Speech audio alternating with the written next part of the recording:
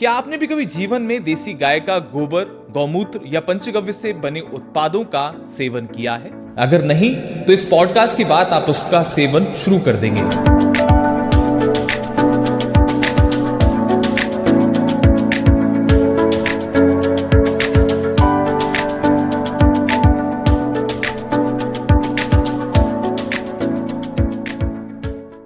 IIT Bombay से रसायन शास्त्र में पीएचडी किया था और संयोग से मैं गौमूत्र अनुसंधान से जुड़ा। फिर मैंने ये पाया कि गौमूत्र एक औषधि है। करीब मैंने 300 सैंपल बनाए जो फेल हुए और अंत में को सफलता हो गई। जब मैंने फ्लेवराइज गौमूत्र बना लिया, इतना फ्लेवराइज कि पीने वाले को मालूम नहीं पड़ता वो गौमूत्र पी रहा है या एक फ्लेवर्ड ड्रिंक पी रहा है। Gold and silver. महाराष्ट्र के गांव का एक गरीब व्यक्ति, उसका HIV का धन्यवाद आया। 170 था CD4 वैल्यू, यानी वो एड्स का पेशेंट था।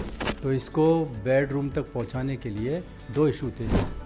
It is the best immunity booster of the nature, और मेरे ख्याल से हिंदुस्तान के हर ज़िले में अवेलेबल है। इतना प्रचार हो चुका है इसका। जो सौभाग्यशाली होगा वो मेरी बात मानेगा, जो दुर्भाग्यशाली होगा, ठीक होना उसके भाग्य में नहीं है तो नहीं मानेगा। क्या आपने भी कभी जीवन में देसी गाय का गोबर, गौमूत्र या पंचगव्य से बने उत्पादों का सेवन किया है? अगर नहीं, तो इस पॉडकास्ट के बाद आप उसका सेवन शुरू कर देंगे। जी हां, आज इस पॉडकास्ट में हम बात करेंगे देसी गाय के गोबर, गौमूत्र और पंचगव्य वाले उत्पादों के बारे में। क्या आपने कभी सोचा है कि किसी जीव का या किसी गाय का गौमूत्र जो होता है वो हमारे जीवन में इतना बड़ा महत्व रख सकता है कि हमारी जो जीवन शैली है उसको सुधार सकता है, वह गंभीर रोगों को दूर कर सकता है। लेकिन आज के दौर में ये वैज्ञानिक तरीके से प्रूव हो चुका है। और इस पूरे विषय पर आज हमारे साथ जुड़ रहे हैं डॉक्टर राकेश अग्रवाल जी, जो IIT बॉम्बे से PhD होल्डर हैं और बीते करीब 20 से 25 वर्षों का उनको अनुभव है गौमूत्र को लेकर। देसी गाय के गौमूत्र पर उन्होंने अनुसंधान किया है, बहुत सारी रिपोर्ट्स उनके पास में है, जीवंत उदाहरण इनके पास में है। ऐसे ऐसे मरीज हैं, चाहे वो कैंसर के हों, हाई BP के हों, कोलेस्ट्रॉल के हों, किडनी लीवर के हों, जो गौमूत्र के सेवन से, और गौमूत्र भी कैसा, फ्लेवर्ड गौमूत्र के सेवन से सही हो चुके हैं, स्वस्थ हो चुके हैं। तो बहुत बहुत स्वागत है डॉक्टर राकेश अग्रवाल जी। अपना एक परिचय दें हमारे दर्शकों को, ताकि वो जान पाएं कि आप बीते वर्षों में क्या कुछ करते आए हैं और क्या कुछ कर रहे हैं। हाँ, देखिए, मैंने 73 में IIT बॉम्बे से रसायन शास्त्र में PhD किया था और संयोग से मैं गौमूत्र के अनुसंधान से जुड़ा सन 2000 में। तो फिर मैंने ये पाया कि गौमूत्र एक औषधि है। मैं एक हमारा फेडरेशन है गौशालाओं का, जिसमें 100 से ज़्यादा गौशालाएं मेंबर हैं। हाड़ौती गौ सेवा संस्थान, हाड़ौती मीन्स राजस्थान के 4 ज़िले, कोटा, बूंदी, झालावाड़, बाड़ा। तो उसके संग से जुड़ा है। तो हमारी गौशाला में सुबह सुबह लोग गौमूत्र पीने आते थे, आदिवासी विलेजर्स। तो उनसे मालूम करते थे, भाई आप क्यों आ रहे हैं? कहते हैं वैद्य जी ने बताया है। कोई कहता था कि हमको अस्थमा की बीमारी है, कोई कहता था कैंसर है, कोई TB है, जो जटिल रोग हैं ना, उसके लिए आते थे। तो फिर मैं अनुसंधान से जुड़ा तो काफ़ी उन मरीजों के संपर्क में आया जो कह रहे थे कि हमको फ़ायदा हुआ है। तो फिर मैं इसके रिसर्च से जुड़ता चला गया। मैंने पंचगव्य औषधियों का निर्माण भी अपने हाथ से किया और एक लगन लग गई इसके पीछे। पहले मैं अर्क बनाता था, फिर मैंने सोचा कि गौमूत्र पीने लोग गौशाला क्यों आएँ, ऐसा कोई प्रोसेस खोजा जाए कि ये गौमूत्र उनके बेडरूम में पहुंच जाए। गौमूत्र में 2 प्रॉब्लम है, एक तो ये इसमें बदबू है बहुत, और दूसरा ये बहुत जल्दी सड़ जाता है और सड़ने पे बहुत ही नुकसान करता है। तो ये 2 इशू बहुत ही अथक प्रयास से करीब मैंने 300 सैंपल बनाए जो फेल हुए और अंत में इसका सफलता हो गई। मेरे साथ में एक डॉक्टर सोनी भी, उनका भी सहयोग मिल गया, जो कि मेडिकल कॉलेज कोटा के माइक्रोबायोलॉजी के हेड ऑफ डिपार्टमेंट हैं, प्रोफेसर रैंक हैं। तो गौमाता की कृपा से उनका भी मार्गदर्शन और सहयोग मिला और ये प्रोसेस डेवलप हो गया। तो फिर मैंने इसको पेटेंट भी करा लिया। लेकिन जब बात आती है वेस्ट की, और खासकर ह्यूमन वेस्ट जो है वो किसी काम नहीं आता, लेकिन गाय का गोबर पे बहुत बात होती है और आजकल गौमूत्र को लेकर काफ़ी चर्चा चल रही है। तो लोग जो बिलीव नहीं करते, जो मतलब बात करते हैं फैक्ट्स की, क्वेश्चंस लगाते हैं कि हाउ इट्स पॉसिबल, ऐसा कैसे संभव है, तो उनको क्या संदेश देना चाहेंगे? क्या वाकई में गाय का मूत्र इतना उपयोगी हो सकता है? तो देखिए, मेरा ये अनुभव है कि गाय एक चलती फिरती मेडिकल फैक्ट्री है। वो एग्रो वेस्ट खाती है, और जो भी वो देती है प्रोडक्ट, गौमूत्र और गोबर कुछ भी, दैट इज़ ए वेल्थ। उसका जो भी देती है ना, उसमें विटामिन छुपे हुए हैं, एंजाइम्स हैं, एलिमेंट्स हैं, और बहुत से ऐसे तत्व हैं जो कि हमारे शरीर को फ़ायदा करता है। और हर एक आयुर्वेदिक शास्त्र में इसका मेंशन है, चाहे चरक संहिता हो, सुश्रुत संहिता, अष्टांग हृदयम, भाव प्रकाश और श्रृंगार संहिता, सब में इसको महान औषधि बताया है। तो ये कई हज़ार साल पहले मेडिसिनल सिस्टम है हमारा। और जब हम इसकी रिपोर्ट्स में गई हैं ना, जब मैंने फ्लेवराइज गौमूत्र बना लिया, इतना फ्लेवराइज कि पीने वाले को मालूम नहीं पड़ता वो गौमूत्र पी रहा है या एक फ्लेवर्ड ड्रिंक पी रहा है। तो फिर मैंने देखा कि फ़ायदा तो हो रहा है, लेबोरेटरी में भेजा, तो लेबोरेटरी की रिपोर्ट दंग करने वाली थी। मैं भी पहले ये समझता था कि शरीर की गंदगी मूत्र के सहारे बाहर आती है, लेकिन रिपोर्ट बोल रही थी इसमें 18 एलिमेंट हैं, सोडियम है ना, potassium, calcium, iron, zinc, copper, selenium, even gold and silver. तो जितनी भी भस्म आयुर्वेदिक शास्त्र में होती हैं, लोहे भस्म, ताम्र भस्म, जस्ता भस्म, रौप्य भस्म, स्वर्ण भस्म, एक तो सारे भस्म का मिक्सचर है ये, है ना। अभ्रक भस्म भी है इसमें। और दूसरा विटामिन बी पूरा ग्रुप है, और विटामिन B12 तो भारी मात्रा में है।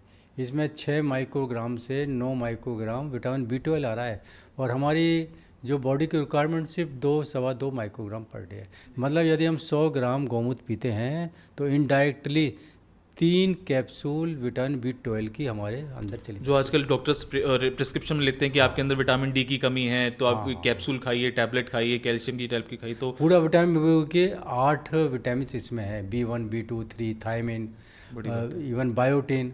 इसको पीने से हमने देखा है जो बाल झड़ते हैं वो बंद हो जाते हैं। लेकिन डॉक्टर साहब, बीते वर्षों में ऐसा क्या सिस्टम हुआ, क्या ऐसी एक गैप रहा जो हमने अपनी गाय को नकार दिया? श्वेत क्रांति हुई, हरित क्रांति हुई, गाय तो लोगों के घरों से चली गई, खेतों से चली गई, तो उसको लेकर आप क्या मानते हैं? देखिए, ये वैज्ञानिक युग है। जब तक वैज्ञानिक प्रयोगशालाओं में वैज्ञानिक अप्रूव नहीं करते ना, तब तक लोग बिलीव नहीं करते। और मैं इसको वैज्ञानिक टच देने के लिए लेबोरेटरी में ले गया। तो देखिए, एक तो हमारे शरीर के जो आवश्यक हैं वो है एलिमेंट्स, है ना, दूसरे हैं विटामिन्स, और तीसरा इसमें है एंजाइम्स। तो इसमें एंजाइम्स का भी पूरा भंडार है, लाइपेज, प्रोटीएज, एमाइलेज, और सबसे आश्चर्यजनक चीज़ है इसमें यूरोकाइनेज है।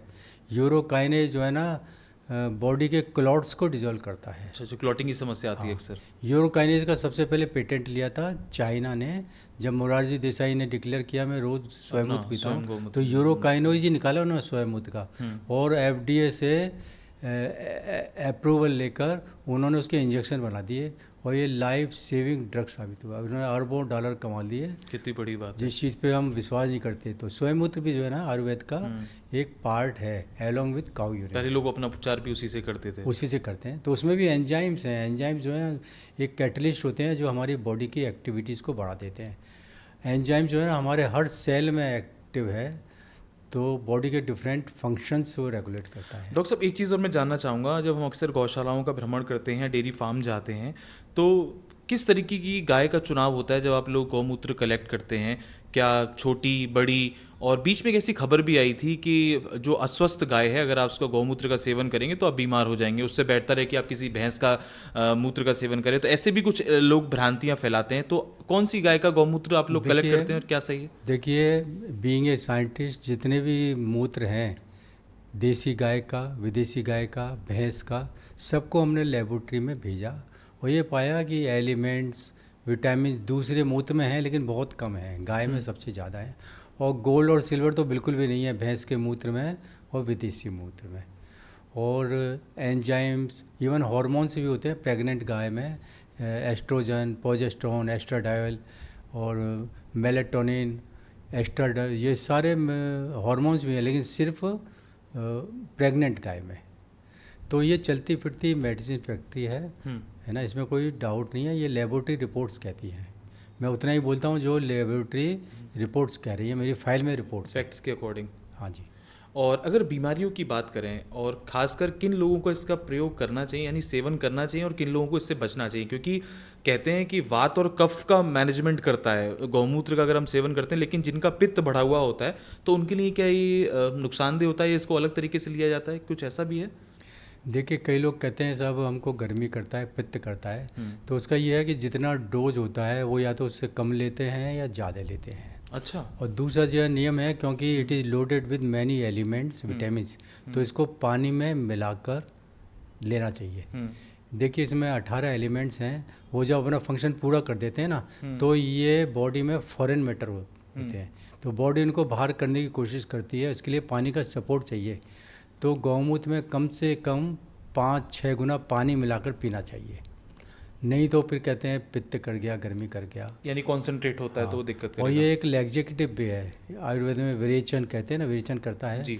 तो पहले दिन जब ये पीते हैं ना तो लूज मोशन 2-3 बार हो जाते हैं, इसी से घबरा के लोग कहते हैं कि गर्मी कर गया, लेकिन गर्मी नहीं करता, इसने अपना काम चालू कर दिया, डिटॉक्स कर रहा है आपकी बॉडी, डिटॉक्स करता है क्लींजिंग body कर को। रहा है। ये हमारा जो है ना हाथों में जो है ना कचरा जमा रहता है सालों का, उसकी सफाई करता है ये जी। डिटॉक्स। अभी हाल फिलहाल में मैंने सुना है कि आप कोई रिसर्च कर रहे हैं स्टेम सेल्स को लेकर, उसके बारे में हमारे दर्शकों को बताइए कि और क्या क्या अनुसंधान चल रहे हैं। जैसे गोल्ड तो प्रूवन हो चुका है कि गाय की गौमूत्र में, देसी गाय के गौमूत्र में गोल्ड तक पाया गया है, तो और क्या क्या रिसर्च चल रही है इसके ऊपर? क्योंकि आजकल लोग ना प्रश्न करते हैं, हालांकि हमारा सनातन धर्म में गाय का महत्व है, पंचगव्य का महत्व है, अमृत मंथन के बाद कामधेनु गाय हमारे बीच आई थी, तो हर चीज़ का महत्व है, केवल एक गाय ही ऐसी है जो हमें देती है, हमसे कुछ लेती नहीं है। तो उसके बारे में बताइए कि क्या है ये स्टेम सेल्स और क्या क्या रिसर्च आप लोग कर रहे हैं? ये जो मैंने पेटेंट लिया था करीब 5 साल पहले, और काफ़ी जो है ना मरीजों को दिया, और मेरा खुद का भी बहुत फ़ायदा हुआ। हमारे परिवार में जेनेटिक मान लीजिए हार्ट डिजीज़, पिताजी को हार्ट अटैक हुआ था, हमारे भाइयों का जो है ना वो बाईपास हो चुका है। अब मैं बच गया तो मैं घबरा के डॉक्टर के पास पहुंच गया, अब ये मेरा भी चेक कर लो कब नंबर आएगा बाईपास का। तो उन्होंने कहा कि आपका तो यंग हार्ट है, आपका EF वैल्यू 70 आ रही है मैक्सिमम, आपकी कोई नहीं है उन्होंने कहा, लेकिन एक कमी है, क्या आपका कोलेस्ट्रॉल बहुत नीचे चला गया, 108 130 होना चाहिए, आप जो है ना मक्खन अंडे ये खाओ, कोलेस्ट्रॉल बढ़ाओ। उल्टा जो लोग मना करते हैं आपको कहा कि खाओ। हाँ हाँ, अरे वाह। जबकि हमारे भाइयों का सबका आता है। तो हमने ये देखा है कि कोलेस्ट्रॉल बहुत फास्ट डाउन करता है और हार्ट के लिए बहुत ही अच्छा टॉनिक है। तो इस 77 साल की उम्र में भी मेरा 70 है एजेक्शन फैक्टर, जो कि मैक्सिमम रेंज में तो जीवंत उदाहरण है आप। ये जीवंत उदाहरण है। बहुत सुंदर। और क्या क्या दवाइयाँ संजीवनी रस के अलावा और क्या क्या दवाइयाँ बन रही हैं गौमूत्र से? जैसे कि एक हमने डेयरी के बारे में सुना था, वेदश्याम पुरोहित जी हैं, वो भाबर जगह पड़ती है गुजरात में, बनासकांठा, वो गौमूत्र कलेक्ट कर रहे हैं गाँव से और उसमें से तमाम दवाइयाँ बना रहे हैं खेती के लिए, बायो एनहेंसर बनाए, बायो फर्टिलाइज़र बना रहे हैं। तो क्या ऐसी भी दवाइयाँ बन सकती हैं जैसे कि जो हम गौ आधारित कृषि की बात करते थे? देखिए, एक तो ये चीज़ ध्यान में रखना चाहिए कि गौमूत्र सड़ बहुत जल्दी जाता है। हमने लेबोरेटरी में निकाला था कि इसके बैक्टीरिया से प्रोटेक्शन कितने घंटे तक हो सकता है, तो सिर्फ 3 घंटे तक इसको इस्तेमाल कर सकते हैं, बस। बाद में कोई भी सड़ी हुई चीज़ पिएंगे तो नुकसान करेगा। तो गौमूत्र जो बदनाम हुआ उसका कारण ये है कि लोग जो है ना सुबह कलेक्ट करते हैं, शाम तक पीते रहते हैं। इसमें 2 बैक्टीरिया पाए गए हैं, एक तो ई कोलाई, दूसरा स्टेफिलोकोकस, और ये भी गाय के शरीर से नहीं आते। आजकल हमारा वातावरण प्रदूषित है, ड्यूरिंग कलेक्शन ये आ जाते हैं। ई कोलाई तो गोबर में ही रहता है ना, ये अपॉर्चुनिस्टिक बैक्टीरिया है, जब तक हमारी आंतों में है तब तक ये हमारी हेल्प करता है, भोजन में पाचन करता है जी। और यदि हमारे फूड में चला गया, ब्लड में चला गया, then it will create havoc. ये जो यूरिनरी ट्रैक्ट इन्फेक्शंस होते हैं, ये उसके लिए ई कोलाई जिम्मेदार है, और स्टेफिलोकोकस जिम्मेदार है अपना गले के लिए, खांसी के लिए, फल के। तो दोनों ये हमने जो देखा कि ये पाए गए हैं। जो हमारे माइक्रोबायोलॉजिस्ट से उन्होंने कहा कि 2 के अलावा कोई भी बैक्टीरिया इसमें नहीं है। और फिर डिपेंड करता है कि गाय यदि प्रदूषित वातावरण में है तो ज़्यादा बैक्टीरिया होंगे हवा में और वो भी उसमें आ जाएंगे। तो अगर स्वच्छ वातावरण में खड़ी है तो ई कोलाई आता है गोबर से, और स्टेफिलोकोकस तो आजकल हर जगह फैला है, लोग जगह जगह थूकते हैं, जर्दा खा के, थूक में स्टेफिलोकोकस होता है। तो ये ड्यूरिंग कलेक्शन यदि एक भी आ गया ना तो ई कोलाई तो 1 घंटे में 8 गुना बढ़ता है। तो बड़ी सावधानी से इसका कलेक्शन किया जाए। सावधानी से कलेक्शन नहीं हो पाता, इसलिए हमने प्रोसेस डेवलप किया कि जितने भी हैं हम ऑर्गेनिक कुछ चीज़ें डालते हैं वो किल हो जाता है। लेकिन 3 घंटे बाद, इसको लैग पीरियड कहते हैं, 3 घंटे बाद अगर हम करेंगे ना, तो जब बैक्टीरिया ग्रो होते हैं तो इससे कुछ टॉक्सिक पदार्थ पैदा होते हैं। तो हम ट्रेनिंग में ये बताते हैं कि जो सुबह सुबह का पहला गौमूत्र लें और 3 घंटे के अंदर कंप्लीट प्रोसेस करके पैक कर दें। और क्या इसको डायरेक्ट भी लोग ले सकते हैं कि जैसे बहुत सी ऐसी वीडियोस आती हैं सोशल मीडिया पे वायरल होती हैं कि छोटी सी बछिया है, न्यू बॉर्न बछिया, और लोग सुबह गौशाला में गए और डायरेक्ट उसको कंज्यूम कर लिया, तो क्या वो कॉन्सेंट्रेट नहीं होता, वो परेशान नहीं करेगा ये इंसान को? देखिए, हमारा जो है ना, वैद्य जी यही कहते हैं कि जाओ ताज़ा लो हमेशा। तो इसका एक साइंटिफिक रीज़न है, जो ताज़ा गौमूत्र है उसमें बैक्टीरिया बहुत कम होगा। हमारी भी एक टॉलरेंस लिमिट ईश्वर ने दी है बैक्टीरिया के लिए, है ना। तो सुबह सुबह ताज़ा में अगर बैक्टीरिया भी आ गया ना, तो वो टॉलरेंस लिमिट के अंदर ही होगा। और बैक्टीरिया का लैग पीरियड है ना, वो करीब 3 घंटे निकाला है माइक्रोलॉजी लैब में। तो वैद्य तो कहते हैं कि आधे घंटे में लो, मैं कहता हूँ 3 घंटे तक भी सेफ़ है। और दूसरा रीज़न रहता है भूखे पेट लोग खाली। जब हमारा भूखा पेट होता है सुबह सुबह, हमारे पेट की पीएच 2 के करीब रहती है, और इतनी पीएच कोई बैक्टीरिया बर्दाश्त ही नहीं कर पाता। यदि बैक्टीरिया चला भी गया ना भूखा पेट में, तो वो मैनेज कर लेगा हमारा पेट। तो दूसरा रीज़न ये है कि भूखा पेट लो। और तीसरा मैंने ये कहा है कि पानी के साथ लो, क्योंकि इसमें हैवी एलिमेंट्स हैं, विटामिन्स हैं। ये 12 घंटे तक तो बॉडी को फ़ायदा करेंगे, और 12 घंटे बाद इसका रूप शुरू हो जाएगा, और ये बॉडी इनको बाहर निकालने की कोशिश करेगी एज ए फॉरेन मैटर। तो पानी का सपोर्ट मिलना चाहिए किडनी को, और हमारे जो है ना ये पसीने के ग्लैंड्स को। तो पानी खूब पीना चाहिए, तब ये पित्त नहीं करेगा, गर्मी नहीं करेगा। गर्मी नहीं करेगा और फ़ायदा ही करेगा। फ़ायदा करेगा। डॉक्टर साहब, एक चीज़ आजकल युवा हर चीज़ में प्रश्न चाहते हैं कि मतलब कि ऐसा क्यों गौमूत्र, मतलब इसको लेके अगर जैसे अगर हम आज ही पॉडकास्ट अपना पोस्ट करेंगे आने वाले समय में, तो लोग उस पर कमेंट करेंगे, बहुत गंदे गंदे भद्दे कमेंट करेंगे, जिन लोगों का विश्वास नहीं है, सनातन जो धर्म को नीचा दिखाने का प्रयास करते हैं। तो आपके पास कुछ ऐसे जीवंत उदाहरण है? हालांकि आपने खुद अपना एक एग्जाम्पल दिया कि आपको हार्ट की दिक्कत थी, हेरिडिटी आपके पूरे परिवार में थी, लेकिन कुछ ऐसी गंभीर समस्याएं, जैसे आजकल HIV एक गंभीर रोग है, मैं आपकी रिसर्च पढ़ रहा था तो उसमें आपने लिखा, ये भी मेंशन किया कि HIV जैसे गंभीर रोग, कैंसर जैसे गंभीर रोग भी इससे सही हुए हैं। तो कुछ ऐसे लाइव एग्जाम्पल्स आपके देखिए, पास हैं? मेरे पास तो धन्यवाद का ढेर लगा हुआ है जो रोज़ाना आते हैं। एक जो है ना, महाराष्ट्र के गांव का एक गरीब व्यक्ति, उसका HIV का धन्यवाद आया। उसका जो है ना 170 था CD4 वैल्यू, यानी वो एड्स का पेशेंट था, और सरकारी दवाएं भी ले रहा था, लेकिन वो स्टेबल बना हुआ था वैल्यू। लेकिन जब उसने गौमूत्र भी लेना चालू किया ना, तो वो इस संकट से पार हो गया, और वो गौमूत्र का गौमूत्र भक्त हो गया। तो मैंने इंटरव्यू लिया, मैंने कहा दूसरे HIV पेशेंट को भी आप रिकमेंड करेंगे गौमूत्र की? हाँ। कहता है लेकिन कोई मेरी बात मानता नहीं है।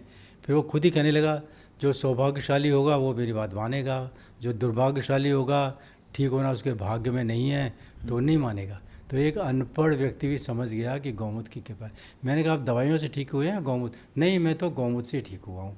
और उसने गाय भी पाल रही है, और रोज़ाना अभी भी गौमूत्र पीता है।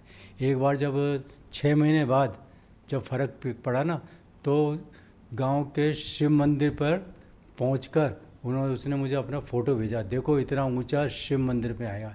एक HIV का, बल्कि CD का है ना, एड्स का पेशेंट इतनी पहाड़ी पे चढ़ जाए, तो it was a big achievement for him with in 6 month of taking गौमूत्र। बहुत चीज़। और कुछ ऐसे एग्जाम्पल्स बताना और देखिए, मैंने फर्दर किया ना, तो पिछले ज़माने में 2 औषधियाँ बड़ी दुर्लभ थी, और राजा महाराजा अमीर लोग लेते थे। एक तो शिलाजीत, हिमालय की 18,000 फुट की ऊंचाई से ऊपर मिलता है ना। लोग कहते हैं बहुत रेयर होता है, उसमें डुप्लीकेसी बहुत चल रही है। हाँ, शिला, वो लोग कहते हैं शिला से पैदा हुआ। मैं तो बताऊंगा वो पैदा क्या होता है। एक शिलाजीत और दूसरा स्वर्ण भस्म, आज भी दुर्लभ है। तो हमारे आश्चर्य का ठिकाना नहीं रहा। शिलाजीत 2 जगह मिलता है, एक हिमालय की ऊंचाई पर, और एक गाय के पेट में बनता है, और वो गौमूत्र में आता है। सच में? गौमूत्र में भी शिलाजीत अच्छी मात्रा में पाया गया। तो हमको ये रीज़न समझ में आ गया कि शिलाजीत है गौमूत्र में, इसलिए ये बहुत इफ़ेक्टिव है। हर एक आयुर्वेद ग्रंथ में लिखा है कि पृथ्वी पर ऐसी कोई बीमारी नहीं है जिसे शिलाजीत ठीक ना कर सके। ये चरक संहिता में, सुश्रुत संहिता में, अष्टांग हृदय में, श्रांगधर संहिता, और जो है भाव प्रकाश, सब में ये लिखा हुआ है। तो एक तो रीज़न गौमूत्र काम कर रहा है शिलाजीत, और दूसरा स्वर्ण भस्म भी बहुत ही है ना रिमार्केबल दवा है। अथर्ववेद में लिखा हुआ है, स्वर्ण से बल बढ़ता है, तेज बढ़ता है, ओज बढ़ता है और दीर्घायु होता है। ये अथर्ववेद जो है ना आयुर्वेद का प्राइमरी ग्रंथ है, उसमें पूरा श्लोक है श्रवण के फायदे से। तो इन दोनों को कॉन्साइड करें तो मालूम पड़ता है कि हर बीमारी कोई ठीक कर रहा है तो क्यों कर रहा है। विटामिन तो हैं इसमें, बिल्कुल। हाँ। मेरी पत्नी की रिपोर्ट आई तो डॉक्टर ने टोक दिया, आपका विटामिन B12 अपर लिमिट से भी बहुत ऊंचा जा रहा है, नुकसान करेगा, आप गोलियां लेना बंद कर दो। तो मैंने उनको कहा किया कि अल्टरनेट कर दो ये, तो इसमें नुकसान नहीं है। लेकिन क्या है ना, जो पैरामीटर्स हैं ना, जैसे कोलेस्ट्रॉल बिलो नॉर्मल जा सकता है, तो मैंने 2-3 महीने बंद कर दिया, 150 पे आ गया, आई वाज सेटिस्फाई। फिर लेना चालू किया, अभी पिछले महीने रिपोर्ट फिर 113 आई। तो एक तो जो है ना कोलेस्ट्रॉल का इशू हो जाता है, और दूसरा विटामिन्स भी एबव लिमिट पहुंच जाते हैं। बिल्कुल। ट्रस्ट की बात आती है, लोग जब भी जैसे किसी को नॉर्मल बीमारी भी हो या थोड़ी बहुत समस्या होती है, कफ एंड कोल्ड हो जाता है, सिर में हेडेक होता है, तो जाके एलोपैथी की कोई भी दवाई ले लेता है। लेकिन जब हम बात करते हैं पंचगव्य से बनी हुई दवाइयों की, आयुर्वेदिक दवाइयों की, देसी गाय के घी, गोबर, गौमूत्र, इन सब चीज़ों से बने हुए प्रोडक्ट्स की, तो लोग बिलीव नहीं करते, उनके अंदर ना विश्वास की कमी है।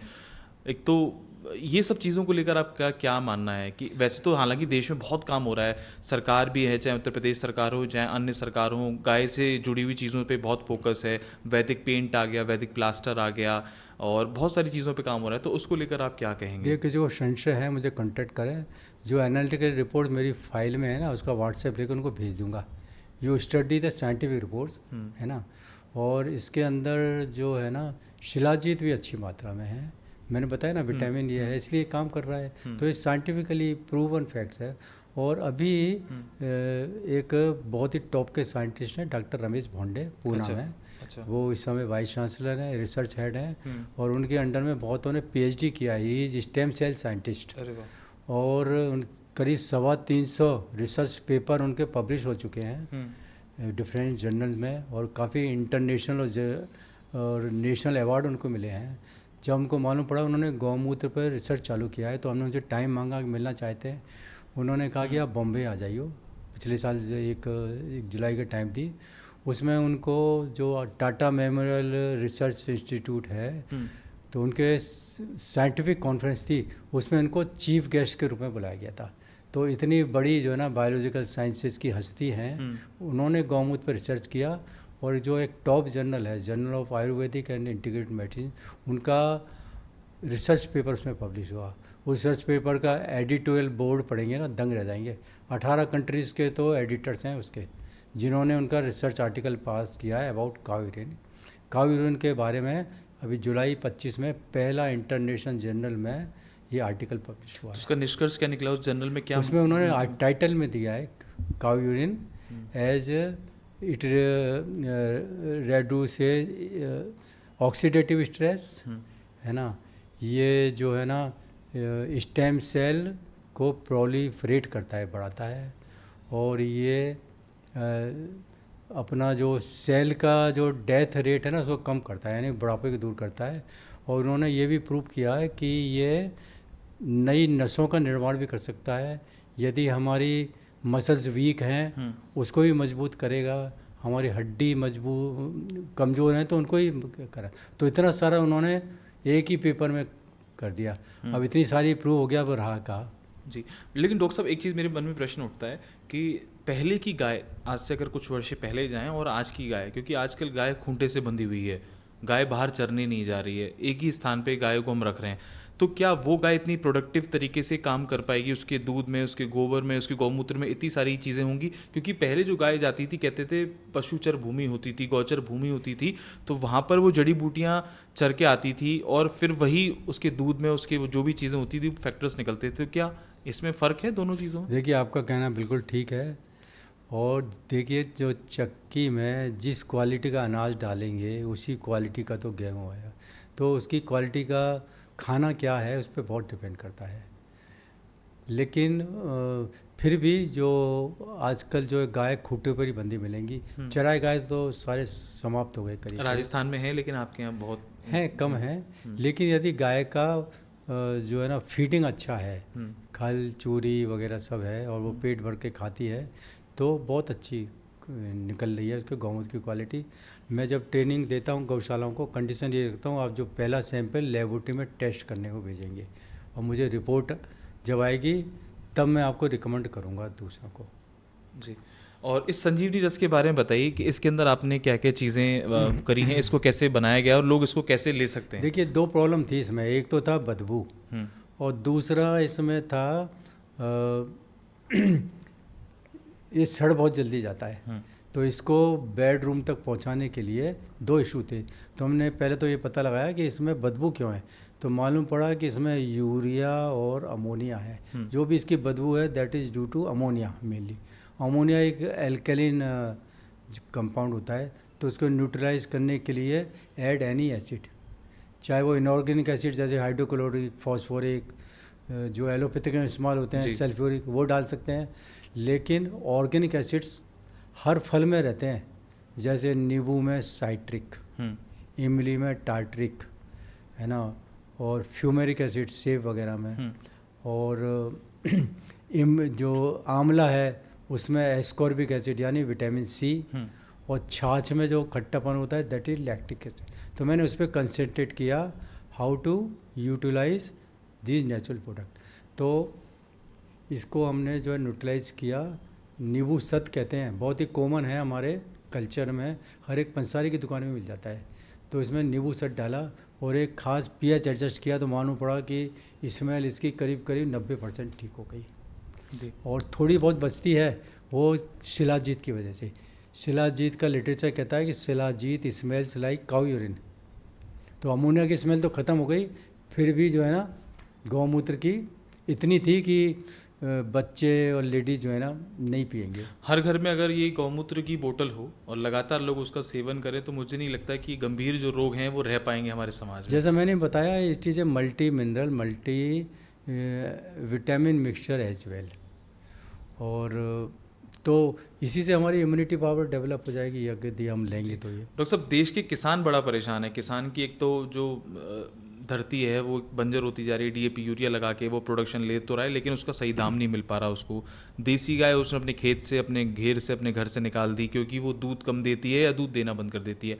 तो उन लोगों के क्या क्या मैसेज देना चाहेंगे? जैसे गोबर हम लोग एक्सपोर्ट कर रहे हैं, गोबर के बाई प्रोडक्ट्स बना रहे हैं और आपने गौमूत्र पर इतना अच्छा काम किया है, तो क्या किसान अपने घर में गाय पालकर गोबर, गौमूत्र और पंचगव्य के उत्पाद बनाकर अच्छा पैसा कमा सकते हैं आने वाले समय में? और अभी देखिए जैसा मैंने कहा है, गाय चलती फिरती मेडिकल फैक्ट्री है और इसके गौमूत्र में सारी बीमारियों को ठीक करने का जो है ना ताकत है। इवन सारे वायरस डिजीज, वायरस में जैसे डेंगू, चिकनगुनिया, कोविड, ये वायरल डिजीज है। वायरल में ये बहुत ही क्विक असर करता है। कैसे असर करता है? It is the best immunity booster of the nature. और एक जाते जाते क्या संदेश देना चाहेंगे हमारे देश के युवाओं को, हमारे दर्शकों को, कि कैसे वो देसी गाय की महिमा को समझें, साइंटिफिक तरीके से कैसे आप लोग काम कर रहे हैं? आजकल काफ़ी रिसर्च हो रही है, गौमूत्र भी लाखों लोग ले रहे हैं। ये बोतल जो है ना लाखों लोग पी चुके हैं। अच्छा। और मेरे ख्याल से हिंदुस्तान के हर ज़िले में अवेलेबल है, इतना प्रचार हो चुका है इसका और बहुत अच्छी रिपोर्ट आई है। दूसरा, गोबर भी उसका वेस्ट नहीं है। गोबर में करीब 85% तो सेल्यूलोज और हेमी सेल्यूलोज है जिससे कागज़ बनता है। और कागज़ भी हमारे कोटा की एक केमिस्ट्री लैब में बनाया जा चुका है गोबर से। और बाकी भी इसमें जो इसमें एलिमेंट्स होते हैं और गोबर में हार्मोन्स भी होते हैं। अभी इसमें एस्ट्रोजन, प्रोजेस्टेरोन, एस्ट्राडायोल, ये गोबर में से आइसोलेट हुए हैं हमारे। बहुत सुंदर। हम भी यही आशा करेंगे कि जो हमारे दर्शक हैं वो आज गौमूत्र को लेकर उनकी जो भ्रांतियां हैं वो ख़त्म हुई होंगी और उनका जो विश्वास है देसी सनातन संस्कृति पर, इस धरती पर, इस गौ माता पर, वो बढ़ेगा इस वीडियो को देखने के बाद। डॉक्टर साहब से जितनी भी रिपोर्ट्स हैं वो हम लेकर अपनी इस वीडियो के माध्यम से आपके साथ साझा करने का प्रयास करेंगे ताकि आपके जो भी प्रश्न हो वो दूर हो पाएँ। और अगर आप भी डॉक्टर राकेश अग्रवाल जी से जुड़ना चाहते हैं या आपकी कोई भी प्रश्न है या आप अपनी गौशाला में, अपने संस्थान में कोई ट्रेनिंग ऐसी कराना चाहते हैं जिससे लोग जागरूक हों, देसी गाय को लेकर, गौमूत्र से लेकर कुछ वो बनाना चाहें, तो वो भी आप कर सकते हैं। नीचे डिस्क्रिप्शन में हम डॉक्टर साहब का आपको नंबर देंगे, आप उनसे जुड़ सकते हैं। आज की इस वीडियो में इतना ही। हमारा उद्देश्य है कि हम देसी गायों को बचाएं, अपनी इस धरती को बचाएं ताकि ये उपजाऊ बने और हमारा समाज स्वस्थ रहे। आज की इस पॉडकास्ट में इतना ही। धन्यवाद। जय गौ माता, जय गोपाल।